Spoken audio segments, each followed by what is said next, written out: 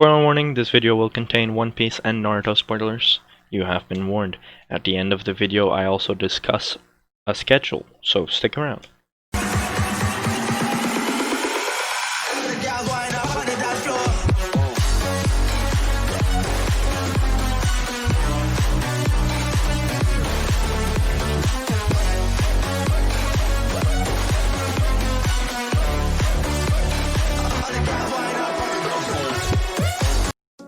Hello you lovely cups, it's the Dragon Lord here, back again with part 3 of What If Luffy had the rinnegan. Before the video starts, I would like to apologize for the delay. I just wasn't happy with the script and I just don't want to upload something that I don't actually like or am satisfied with. Also, before I go on with the video, I would like to say that you can ask me and Claire questions if you don't know who Claire is. The little eye in the top right of the screen will show you who Claire is. If you want to ask us any questions, anything at all, just put in the comments down below #question4dragon or #question4claire. If you don't know how to type it, you'll see it on screen. And we will reply to these weekly in our MC series, so without any further ado, let's get into it, shall we? 10 years go by and Luffy is about to set sail. Keep in mind, a lot has changed from canon. Luffy has an 800 million berry bounty, as well as strength-wise. In the 10 years, Luffy would have to constantly try to survive and dodge marines and the world government. Actually, when Luffy's about 14, they actually send a warlord after him, which was Crocodile. But Crocodile lost, and this made Luffy's bounty go up by another 100 million, which put him at 900 billion. In the 10 years, Luffy would of course become stronger. He can basically use everything from Gum Gum. With that I mean everything beside Gear Force. He can use Gear 2nd and 3rd with all their respective abilities. Luffy also has mastered the 5 basic chakra natures, that being Wind, Earth, Fire, Lightning and Water. He also has control over Yang release, but he hasn't mastered it yet. Luffy can now access his chakra cloak mode without it draining him, so basically his Sage of Six Paths cloak. His cloak will give him the Sage of Six Paths staff that he can transform into a shield to protect himself. He also now has 4 Truth Seeker orbs instead of 2. For his rinnegan abilities, Luffy has accessed all the paths just a teeny bit. I'm not gonna cover that here though, because I don't want to take up the time of What If. Last thing, in the 10 years time skip, Garp did come to visit Luffy, but not as a marine, but as his grandpa. He would ask Luffy profoundly to join the marines, so he wouldn't have to be hunted down, but Luffy wouldn't join, of course. The day Luffy has to leave, he says goodbye to everyone, including the Dayton family. Dayton acts like she doesn't care, but she of course cries because she will miss Luffy. They all wave him goodbye as Luffy leaves. The day goes by and Luffy is out at sea on his rowboat. He encounters a few ships that are from the government. As they pass by, they shoot down Luffy's boat, and Luffy is forced to crawl into a barrel. A few days go by as a huge civilian transport ship sees Luffy's barrel. They fish him out of the water. At that moment they get attacked by the Albedo pirates. The civilian transport ship starts rocking back and forth as the barrel Luffy is in rolls all the way down to the storage room. A little while later, a young boy with purple hair stumbles upon the storage room. As he sees this big barrel, this is of course being the barrel Luffy is in. The boy tries to bring the barrel to Albedo, but before he can get it out of the room, 3 pirates come in and tell Kobe, which is the boy, to hand it over, thinking that there is beer inside. As one of them is about to punch the barrel open, Luffy jumps out, knocking the pirate out, screaming, "I slept great." They question who Luffy is, but he ignores them, asking Kobe if they have any food because he is starving. As the 2 pirates get ticked off by this and go to attack Luffy, as Luffy just says "Shinra Tensei" and sends the 2 pirates crashing into the wall, which leaves Kobe stunned.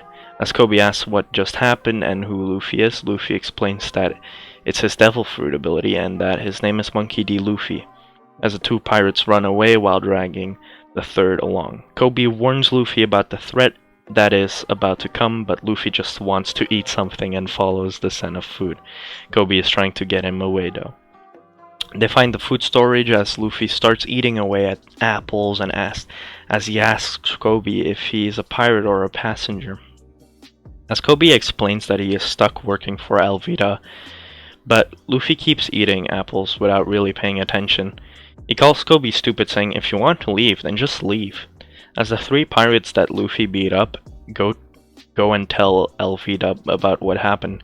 While they do that, Luffy and Kobe talk about their dreams, as Kobe asks what Luffy wants to become, and Luffy answers with, "Want to become the king of the pirates." As Kobe starts rambling about how Luffy can't become the king of the pirates, Luffy just punches him on the head, making him shut up, as Luffy says some words that resonate with Kobe.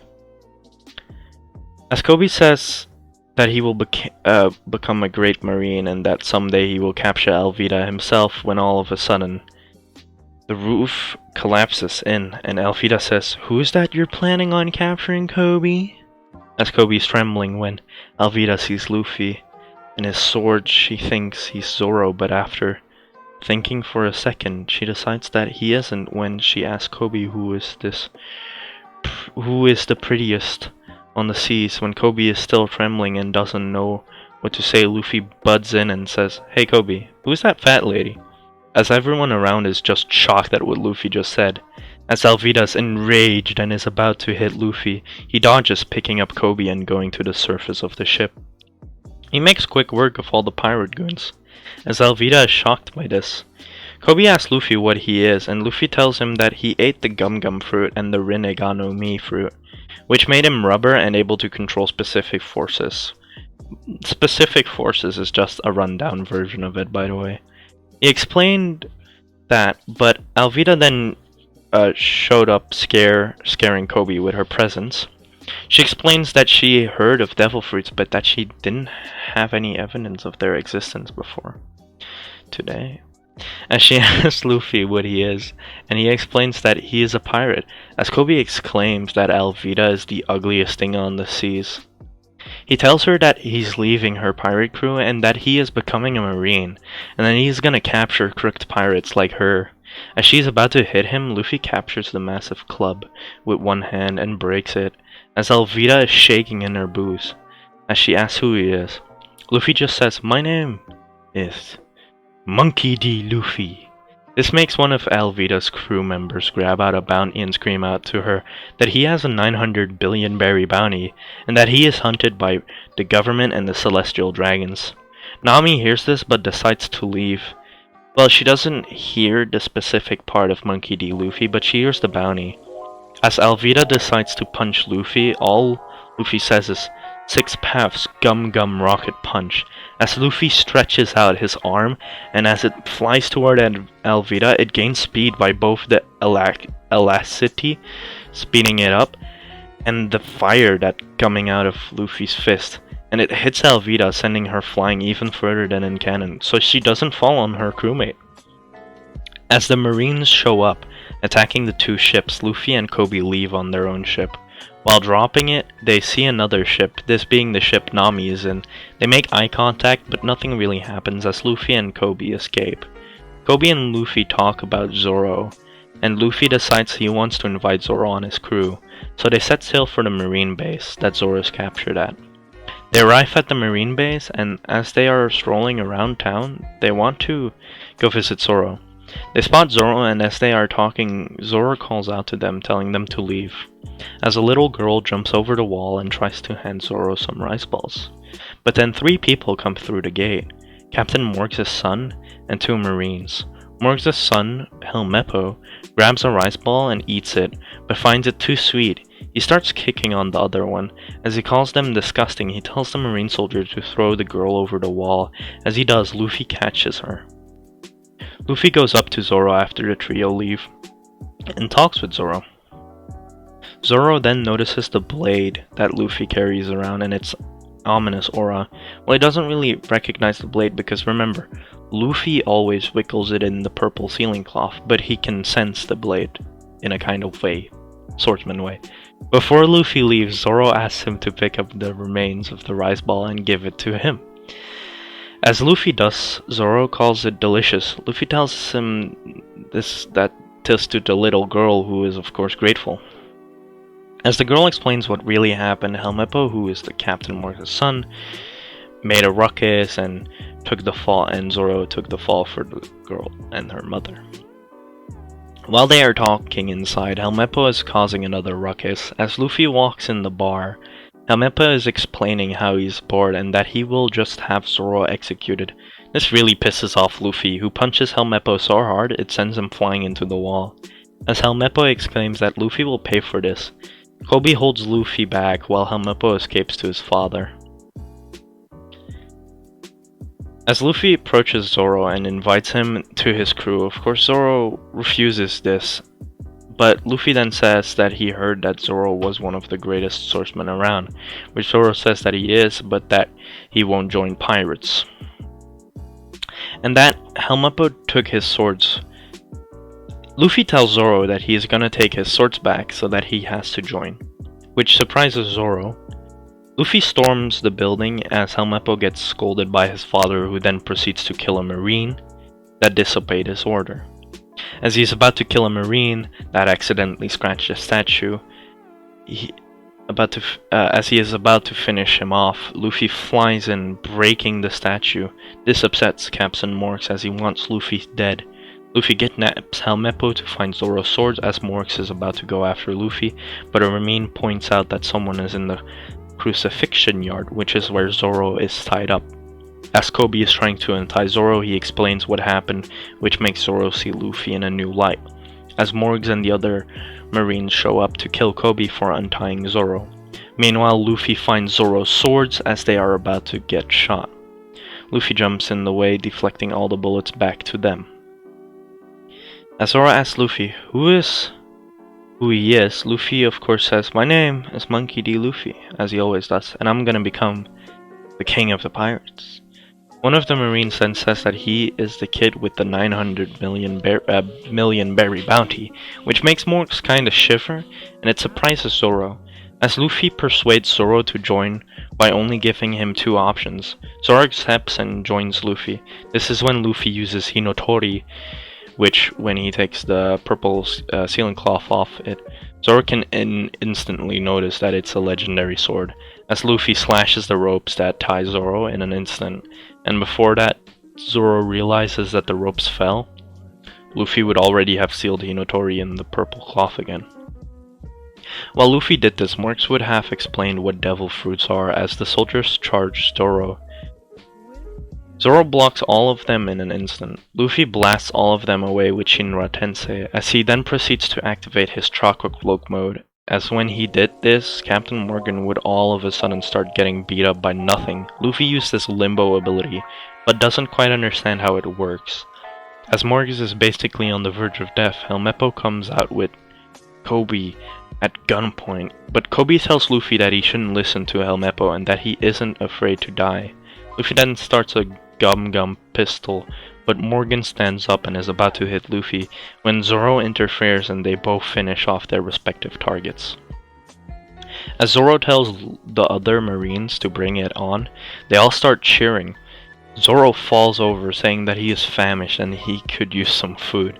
They go to a restaurant that the little girl's mother owned, and they start eating away, I'm telling you. When Zoro asks Luffy who else is in this crew, Luffy answers with, "It's just us." When Zoro then asks where the ship is, Luffy points at this teeny tiny boat, which this makes Zoro laugh. Marines come in and then ask them to leave, of course, because there are pirates and Luffy is actually very dangerous. Before leaving, Luffy acts out like Kobe isn't part of his crew by beating him up and other stuff. They leave on their ship, and Kobe and the other marines salute them. For those of you that don't know, in the show he beats up Kobe so that Kobe can become a marine. On their way, alright, so back to the story. On their way, Zoro asks Luffy why he is so obsessed with becoming king of the pirates. As Luffy explains that he made an oath to his hat to become a great pirate, and an oath to his sword to become a pirate king. And that it's gonna be fun. A little while passes and Luffy and Zoro are hungry, but don't have any food. Luffy then decides to go for this big bird that's flying above their ship but gets stuck in its beak. As Zoro starts paddling after Luffy to try to catch him, these three pirates are in the water and ask for his help. He tells them to just grab on. As they try to take the boat, Zoro beats some sense into them, and now they have to paddle to get to Luffy. Meanwhile, an orange-haired girl is running away from some pirates when all of a sudden a cannonball gets shot at a bird, and Luffy falls down next to the girl and the pirates chasing her. Luffy stands up, which shocks the three pirates and the girl, who is Nami, of course. As Nami quickly plays off that Luffy is her boss, she runs off and the pirates are now after Luffy. Luffy makes short work of them using Shinra Tensei to throw them into walls. As Nami watches, she thinks that Luffy is very strong. Of course, Luffy was holding back, like a lot, as Nami introduces herself and asks Luffy to join her team. But he refuses as he starts walking away, but he gets stopped by his own stomach growling. As Nami then proceeds to feed Luffy, but Luffy calls her a petty thief for basically stealing from an abandoned house. They have a little argument, but it blows over quickly. When Nami brings up the fact that she has a chart of the Grand Line, Luffy asks her if she is a navigator, which she says yes, and Luffy then asks her if she joined his crew, but she refuses and then answers with, "So you must be a pirate," which Luffy replies with, "Yeah." 2. She doesn't know that Luffy has a bounty of 900 million, so it's kept under wraps. As Nami tells Luffy that she will join but only if he helps her out with something, he agrees and she ties him up. She basically uses Luffy to join the Buggy Pirates. Luffy gets put in a cage as they hold a welcome party for Nami, as Buggy shows off the Buggy Ball and says that he will conquer the Grand Line, but Luffy then says that it's his destiny to conquer the Grand Line. This makes Buggy aim the cannon at Luffy, and Nami is tasked to shoot off the Buggy Ball. She can't do it, and Luffy tells her that she won't accomplish anything with half-assed resolve like that. She then knocks out the pirate who is trying to shoot off the ball. As Luffy asks her why she's protecting him now, she starts with, "I won't stoop as low as these scum." As she explains that pirates took the life of someone dear to her, Luffy sees that the fuse is still lit. Nami then uses her bare hands to stop the fuse as Zoro comes in just in time to save her. As Nami then notices that the infamous pirate hunter Zoro is part of Luffy's team, keep in mind she doesn't know his name yet, so she doesn't know that he's very strong. Zoro and Buggy get in a fight, and it seems like Zoro beat Buggy, but then Zoro gets stabbed in the back by Buggy. As Buggy explains what his devil fruit is, Luffy calls it pretty creepy, as Luffy then proceeds to actually use his power, and he breaks out of the cage pretty easily, which makes Buggy and all of the rest pretty shocked. As Luffy then flicks his finger, and a massive demon-like monster appears. He takes Zoro and throws him into the demon's mouth, and a second later Zoro comes back out, fully healed. As Luffy pushes Buggy towards his crew, he flicks the cannon over towards them, and lights it using his fire style. It goes off, and Luffy, Nami, and Zoro are now standing on roofs a little few miles away. As Nami asks who they are, Luffy tells her that there is no time because Buggy is definitely still alive. They run off and meet Shushu, as an old man appears and explains Shushu's story, and that he got abandoned. Afterward, a guy on a massive lion appears and starts attacking Luffy and Zoro for no reason. As Luffy gets sent flying towards where Nami and the mayor are, they ask him how he survived that attack and why he came to this town. Luffy explains that he wants a chart of the Grand Line and a good navigator to take him there.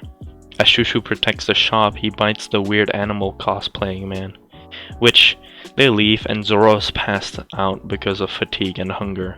Keep in mind he hasn't eaten anything and he had to stay awake, so he had to paddle basically half a day to get to where Luffy is without food. As Luffy finds the lion and his master, he looks pissed. As Luffy beats them quite quick, he returns to Shushu, but Nami interferes, basically scolding him and wanting to kill him, but Luffy tells her as if you could ever kill me, with quite the sad look on his face, and then just passes by as he walks towards Shushu.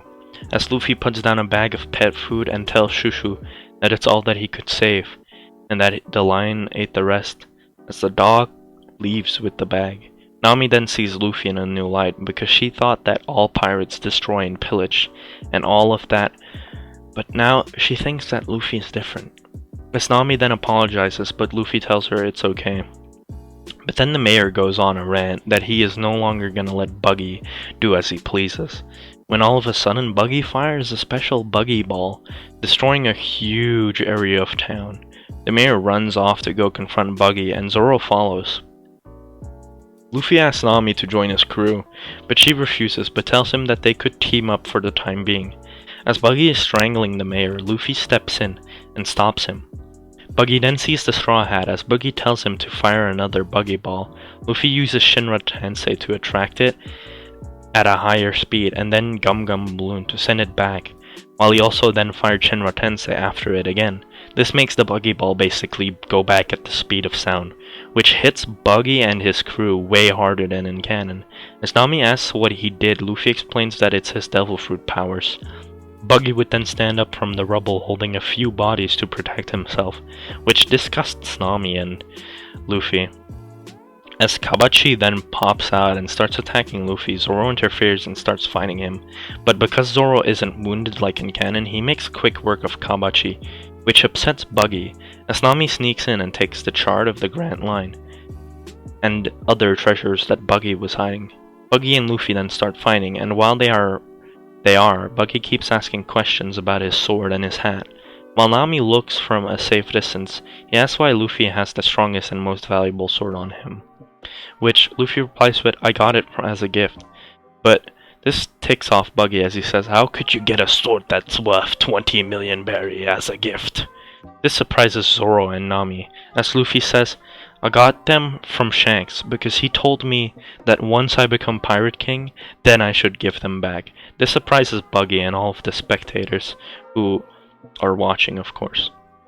Buggy then asks who Luffy is, and Luffy replies with, "My name is Monkey D. Luffy," which Buggy then asks if he is the brat with the 900 million berry bounty that attacked the Celestial Dragon, which Luffy replies with yes. This surprises Nami, who thinks that Luffy might be able to save her from Arlong. As Buggy attacks Luffy, and Luffy just dodges again, but what Buggy wasn't aiming at Luffy, he was aiming at Luffy's hat, damaging it. Luffy gets really mad by this. Luffy blitzes Buggy, grabbing his hat back, saying, "I will never forgive you for this." As Luffy goes into his chakra mode and grows 4 extra arms, which makes Buggy question what his devil fruit is. Luffy then uses his Truth Seeker orbs to coat his hands, kind of like a hockey style, as he then starts a Gum Gum Gatling with all 6 of his arms, and beats Buggy up real bad. After that, Nami basically joins the crew, as she wants to fix Luffy's hat, and do some other stuff too, wink wink. They leave and Luffy gets scolded by Nami for leaving a bag of treasure, but Luffy tells her that they need the money to fix their village. A few days go by and they arrive at a small island. Now, one more thing that I'm gonna change about this what if is that Usopp actually trained, like a lot. He can basically hit shots that are like impossible to hit. If you've ever seen One Piece, you'll know that eventually he'll get tasked to hit that little fish eye. Well, he can basically do that no sweat. And if he really tries, he can hit like the smallest dust clouds if he wanted. And the reason why I'm doing this is because I feel like Usopp is too weak in the show, and Usopp is a funny character, but I want Usopp to be stronger, kind of like Yasopp, his father, because Luffy will know. But basically, his shots are like he won't miss. When Luffy arrives, Usopp tells them to leave and tries to scare them off at first with his little gang of misfits, which is the 3 little kids. But Nami figures it out real quickly. Usopp then draws his slingshot and aims it at Luffy. And Luffy does the entire Shanks thing where it's like, "You've drawn your pistol, are you willing to use it?" Which stops Usopp as they start talking. Luffy asks if his father's name is Yasopp, which Usopp says yes to. They talk and talk until Nami asks about the mansion, and Usopp tells them to leave that place alone, and then leaves. The rest happens like in canon until it's revealed that the butler is a pirate and that the pirates are gonna come to get them. When Usopp finds the ship and the crew on the shore, he basically beats them all until Clawhador comes. When Clawhador, which is the butler, arrives, Usopp and Zoro put up a good fight, but get beat. Luffy then arrives and makes short work of Clawhador. They end up holding a party for the pirates and Usopp for saving the village. This is when everybody in the village apologizes to Usopp and Kira gives the going merry to Luffy. They end up leaving and Usopp joins the Straw Hat Pirates. Now on their way, Luffy and Zoro train together in sword style because Luffy is basically invincible when he uses Hinotori. Keep in mind he had like 10 years to perfect his fighting style with it, and the rinnegan basically made it that he could learn way faster. So if Zoro would have trained for 10 years, right, Luffy would have trained for like 40 years with the sword, basically. But because Luffy has some other stuff too, and Ace and stuff like that, he had... Because he fought Ace and stuff like that, and the Mountain Bandits and all of those things, he could basically learn faster, because he's fighting people that already know a few moves. But anyway, Luffy trains with Zoro a bit, and they end up picking up Johnny and Josuke, which they lead them to the sea restaurant Baratier, which is where they meet Sanji, but the entire Luffy breaking the chef's order happens, and he has to talk with the chef. If you don't know, they get in a fight with a marine ship, and the marine ship basically makes it so that Luffy destroys a part of the restaurant. Luffy tells him that he is broke at the moment, but instead of working, he offers the chef his leg back, which the chef questions this, as Luffy then uses his demon mode thingy, and then heals the chef, and this surprises everyone, even Sanji, who thanks Luffy. And Luffy still has to work for 1 week because, you know, just giving somebody a leg back isn't enough. In this version, Nami doesn't run off with the ship because she thinks Luffy could help her. Mihawk would arrive and destroy Krieg's ship. Krieg would still get the food and stuff like that. Zoro would challenge Mihawk just like in canon, but unlike in canon, Zoro did get stronger from training with Luffy. And I don't mean way stronger, but think about it, right?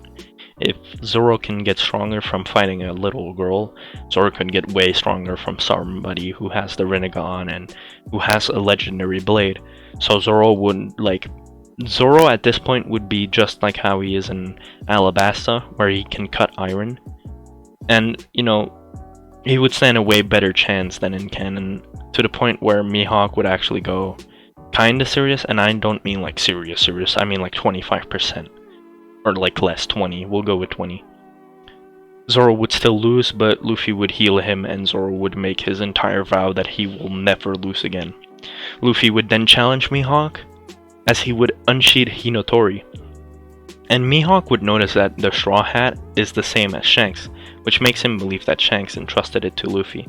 They have their entire battle, and Luffy actually makes Mihawk go serious, and I mean like 100% serious, as Mihawk uses Haki and all of his technique, but Luffy actually like kind of cheated. He uses his rinnegan to enhance his physical abilities with the chakra, and also Gear Second, he uses that too.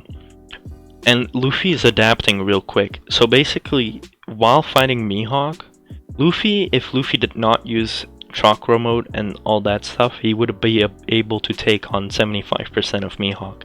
But because he did that, he's able to beat Mihawk pretty easily.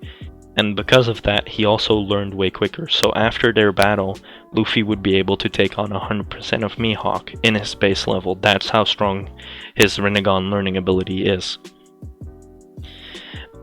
Luffy then beats Mihawk, of course, and surprises everyone. Mihawk would leave and tell Luffy that he will get stronger. If you don't know, Mihawk had an entire rivalry with Shanks, but in canon, he loses it because he doesn't want to fight someone with one hand, but because Shanks never lost his hand, they still fight, but Mihawk was the stronger of the two. But since Luffy now beat Mihawk, Luffy is now regarded as the strongest swordsman in the world. Now Krieg and Luffy would still have their battle because Krieg is stupid, But Krieg would lose without any problem, because I mean, it's Krieg. Krieg is like weak as shit. Sanji would end up joining their crew on orders of Chef, and they would set sail and leave. Now Luffy's bounty would go way up, because, you know, he beat Krieg and he beat Mihawk, and his bounty would go up to 1.5 billion, 1.5 billion, for beating Mihawk and Krieg. While they are sailing, Nami asks Luffy a favor, but if you want to know what happened next, you'll have to wait for the next part, which will be coming out in 3 days, because the schedule will be 3 days. But I think what I'll do, so listen closely, if you want to know when the next video will come out, every Wednesday and Saturday, that's when I'll upload One Piece. The other days will be like My Hero Academia and other series. If I can get a script done earlier, I'll try to do Tuesday, then Thursday, then Saturday, so you have 3 videos a week. Every Sunday, or not every Sunday, every Tuesday will definitely be Minecraft, because I recorded on Sunday together with Claire, and then I edit it on Monday, because if there's any funny clips, I'll edit it like that, and then I post it on Tuesday after I have like the thumbnail and everything done. So I kind of want to make a schedule for my channel. If you guys want a Discord, put that in the comments too, if you want me to create a Discord, so you can vote what videos I should work on next. So instead of a schedule, I could do like, hey, do you want me to start doing One Piece next, so that like maybe the next day you'll have One Piece. So tell me that, please, because it could help a lot. So I'll see you guys in the next video. Cue the outro, future me.